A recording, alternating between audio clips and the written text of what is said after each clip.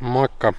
Mulla alkaa nyt olla Teslan kanssa yhteiselämää takana 3 vuotta ja 97 000 kilometriä, niin ajattelin tehdä pienen tämmöisen yhteenvetovideon kokemuksista ja siitä, mistä mä oon tässä autossa pitänyt ja mistä en ole pitänyt. Katsotaan tällä videolla myöskin, että mitä vikoja tässä autossa on ollut tänä koko omistusaikana ja mitä huoltoja tähän on tehty. Tämä mun autohan on siis huhtikuun alussa 2019 ostettu performance-mallinen dual motor all-wheel drive Tesla Model 3. Eli tässä on molemmilla akseleilla moottorit ja lisäksi tämmöinen performance-paketti, missä on vähän tehokkaammat jarrut ja joitain ohjelmistoeroavaisuuksia sekä vähän enemmän tehoa. Auton koko tämän elinkaaren keskikulutus nollaantui viime keväänä, kun siihen päivitettiin tämmöinen FSD-tietokone, eli se uusin HV3-versio, ja silloin nämä keskikulutustiedot nollaantui. Siinä vaiheessa mulla oli niin kuin ympärivuotinen keskikulutus muistaakseni 187 wattituntia per kilometri, eli noin 18,7 kilowattituntia per 100 kilometriä. Viime kesältä mun keskikulutus 18-tuuman kesärenkailla oli 15 kilowattituntia per 100 kilsaa, ja nyt talven osalta se on ollut aika lailla 19 kilowattituntia per 100 kilsaa noilla 19-tuuman renkailla. Auton semmoinen tosielämän range on vaihdellut varmaan vähän vajaan 300 kilometrin ja sitten reilu 500 kilometrin väliltä. Eli talvella kovilla pakkasilla tai jos tiellä on paljon esimerkiksi loskaa, niin se on voinut olla pidemmässä ajossa jotain luokkaa 270 kilometriä huonoimmillaan se range. Ja kesällä sitten taas kun on kuivat tiet ja lämmin keli, niin parhaimmillaan pääsee yli 500, jos ajelee 890 tuolla maanteille. Käydään sitten pikkasen läpi tätä kokonaiskuvaa ja plussia sekä miinuksia. Kokonaisuudessaan mä oon ollut kyllä tähän oikein tyytyväinen kaikista niistä pienistä miinuksista huolimatta ja voisin kuvitella hankkivani uudelleenkin tällaisen. Toki harkitsisin tilan tarvetta ja sellaisia asioita ostopäätöstä tehdessä. Tämän auton hyviä puolia on ehdottomasti toi voimalinja, eli sen sulavuus ja teho ja se miten helppoa sitä tehoa on annostella. Sen lisäksi tietysti ohjelmisto on semmoinen asia, missä Tesla kyllä loistaa ja se ohjelmisto on vaan erittäin helppokäyttöinen, intuitiivinen ja nopea.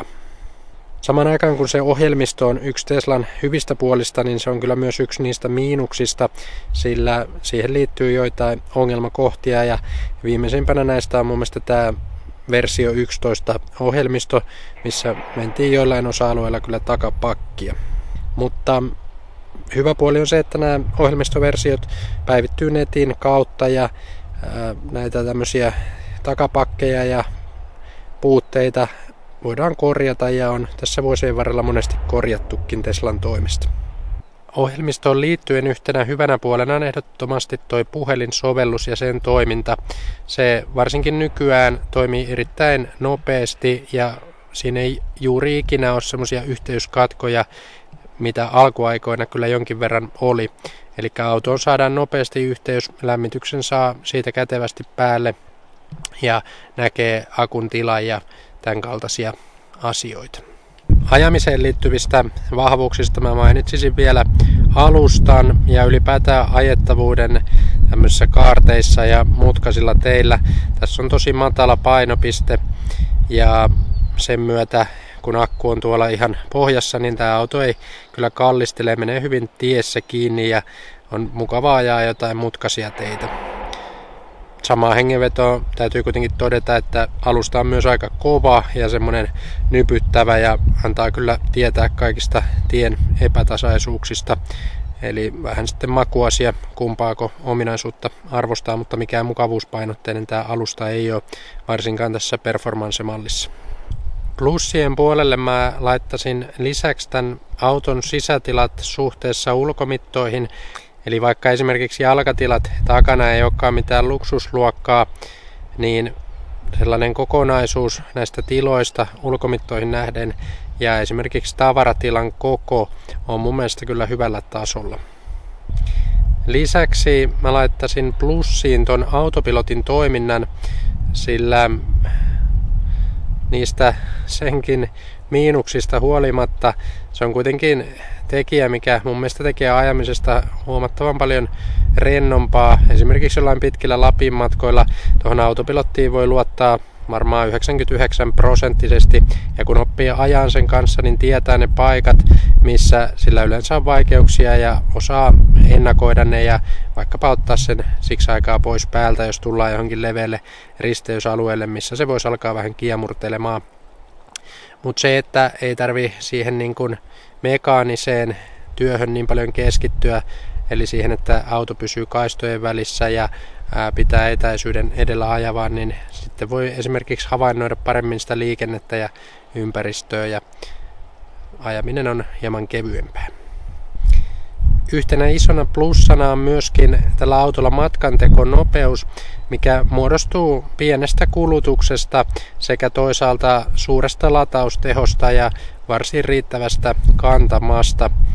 Eli vaikka tämä mun auto ei esimerkiksi sisällä ilmalämpöpumppua ja tämän kulutus on jonkin verran isompi mitä noiden uusien, varsinkin ei-performance-mallisten autojen, niin silti tällä matkanteko on kyllä todella nopeata, eli latausta ei joudu kauaakaan odottelemaan, tai käytännössähän yleensä tilanne on se, että sitä latausta ei joudu odottelemaan, vaan ennemminkin niin, että auto on yleensä valmis ennen kuin itse on esimerkiksi jos käy syömässä. Mennään sitten niihin miinuksiin. Ensimmäisenä voisi ottaa tuon autopilotin haamujarrutukset, eli vaikka justiinsa äsken sitä kehuin, niin sitten nämä haamujarrutukset, eli tämmöiset äkilliset jarrutukset, missä se autopilotti jarruttaa ilman mitään hyvää syytä, niin ne on kyllä mainittava isoksi miinukseksi ja jossain määrin häiritseviä ovat. Esimerkiksi jos on kapeahko tie ja joku rekka tulee melko lähellä keskiviivaa, niin auto saattaa äkisti jarruttaa ja nämä voi kyllä myös aiheuttaa vaaratilanteita, jos ei niitä osaa ennakoida ja esimerkiksi takana on liian lyhyellä turvavälillä joku toinen auto. Toinen merkittävä miinus liittyy automatiikkaan. Eli tämmöisessä asioiden automatisoinnissa on ehkä välillä menty vähän liiankin pitkälle ja se ei kuitenkaan ole vielä ihan valmista teknologiaa, se kaikki automatisointi, niin tämä sitten näkyy käyttäjälle esimerkiksi lasin pyyhkimissä. Tämä sadetunnistin ja tämmöinen automaattinen nopeuden valinta siinä pyyhkimissä niin ei toimi kyllä kovinkaan hyvin edelleenkään, vaikka sitä on tässä jo vuosia korjattu ohjelmistopäivityksillä. Ja se päällimmäinen syy siihen on todennäköisesti se, että Tesla käyttää siinä tämmöistä tekoälypohjasta koneen näköä siinä sateen voimakkuuden arvioinnissa, ja se arvioi sitä noilla auton etulasissa olevilla kameroilla, jotka on siellä aivan etulasin yläosassa, ja se lasin yläosa pysyy usein aika kuivana verrattuna siihen kohtaan, mistä kuljettaja katsoo lävitse. Esimerkiksi jos edellä ajava auto heittää jotain vettä siihen lasille, niin se ei yleensä yllä sinne ihan lasin yläosaan saakka. Eli se kamera katsoo lasia eri kohdasta lävitse, mitä se kuljettaja katsoo, ja siinä on sitten ristiriitaa, ja sen seurauksena nämä pyyhkijät mun mielestä usein pyyhkii liian vähän tai liian myöhään, ja sitä joutuu sitten kädellä painelemaan lisää sitä pyyhintää. Toinen heikosti automatisoitu kohta on automaattiset pitkät valot. Tämä on mun mielestä ihan käyttökelvoton. En ole käyttänyt missään vaiheessa, sillä ne vaihtaa ihan liian myöhään takaisin lyhyille, jos tulee joku vastaan, ja sen seurauksena vastaan tulijat sitten näyttää takaisin pitkiä, niin tuokin on vähän tuommoinen turvallisuustekijä ja muutenkin epämiellyttävä käyttää, kun ei se automatiikka toimi kunnolla. Tuossa aikaisemmalla videolla mä oon jo käynyt läpi näitä talvikäyttöön liittyviä ongelmia, niin mainitaan ne nyt tässä vaan lyhyesti. Eli suurimpana niistä ehkä noin karmittomat ovet, mikä aiheuttaa jonkin verran lisävaivaa. Jos haluaa, että autoa pidetään talvella esimerkiksi taivasalla ja sitten välillä sataa ja välillä pakastaa, niin käytännössä johtaa siihen, että noi lasit jäätyy, ja kun niiden pitäisi hieman laskeutua silloin, kun ovi avataan, niin ne ei sitten laskeudukaan ja johtaa siihen, että ovi on hankalampi avata. Tästä ongelmasta kyllä aika lailla pääsee eroon sillä, että käsittelee kaikki tiivisteet sellaisella tiivisteiden käsittelyyn tarkoitetulla aineella ja lisäksi voi laittaa tuommoista jäänestöainetta tuohon sivulasin ja sen lasin alatiivisteen väliin. Miinuksiin menee lisäksi toi takakontin luukku ja se suunnittelu, sillä kun luukun avaa, niin tuolta auton päällä olevalta lasikatolta pääsee valumaan vesi ja ehkä se vesi harvemmin edes välttämättä suoraan valuu sinne takaluukkuun, mutta varsinkin jää ja lumi niin valuu siitä suoraan sinne takakontin sisälle, jos ei siitä ole puhdistanut siitä katolta ensin sitä lunta pois ja se sitten jonkin verran kyllä haittaa. Yksi tämmöinen pienehkö miinus myöskin, niin sisusta on ainakin tässä mun alkupään autossa aika helposti naarmuuntuva, eli nämä kaikki muoviosat menee helposti naarmuille, jos vaikka jalka vähän osuu tai joku reppu hiertää tuohon hanskalokeron kanteen, niin se on täynnä semmoisia aika selvästi erottuvia naarmuja, mikä näyttää vähän rumalta, niin en tiedä onko tätä korjattu tai vaihdettu sitä muovityyppiä uudemmissa autoissa, mutta jos ei, niin se on jonkin sortin miinus kyllä. Mennään sitten näihin auton vikoihin. Ja oikeastaan ainoa vika, mikä tässä on ollut, mitä on jouduttu korjaamaan, on näiden valojen umpioihin kertyvä kosteus. Eli sekä etu- että takaumpiot on tässä autossa vaihdettu, sillä niihin kertyy talvella kosteutta aika merkittävästikin, mikä sitten heikensi jo valotehoakin. Mutta lähinnä tuli siis ainakin mulla esiin, kun autoa pidettiin talvella jatkuvasti taivasalla ja oli välillä pakkasta ja välillä plussaa. Muulloin tosta ei ole mitään ongelmaa ollut, eikä esimerkiksi missään pesuissa tai tämän tyyppisissä mene sinne umpion sisälle vettä.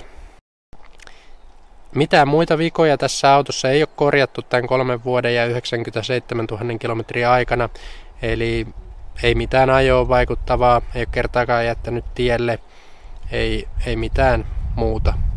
Tämä on ainoa vika, mikä meni takuuseen ja näin. Eli on kyllä tosi tyytyväinen tämän osalta sen, mitä nyt lähipiirissä on ollut uusia autoja ja minkä verran niissä on ollut vikoja ensimmäisen 100 000 kilometrin aikana, niin aika merkittävästi enemmän. Ja mun nähdäkseni tämä kuvastaa kyllä sitä sähköautojen yksinkertaisuutta. Täällä on satoja kertoja vähemmän liikkuvia osia tuossa autossa ja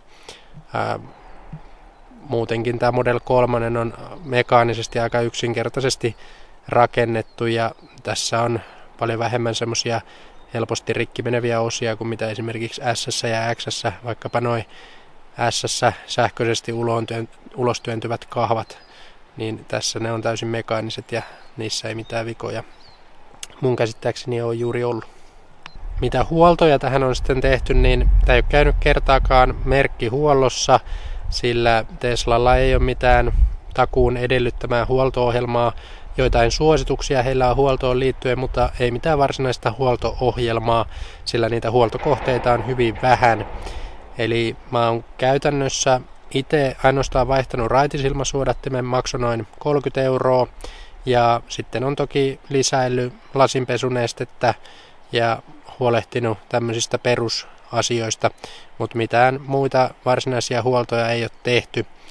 Jarruhuolto on sellainen, mikä kannattaa tehdä, jos niitä jarruja ei säännöllisesti käytä, mutta mä oon polkenut niitä melkein viikoittain ja voimakkaasti niitä jarruja, jotta ne pysyisi hyvässä kunnossa. Yhteenvetona on kyllä erittäin tyytyväinen tähän autoon ja näiden miinustenkin jälkeen kokonaiskuva jää kyllä plussalle. Se on ehkä se käytön helppous ja varsinkin tämä vähävikaisuus, luotettavuus, edulliset käyttökustannukset ja semmoinen varsin saumaton niin kuin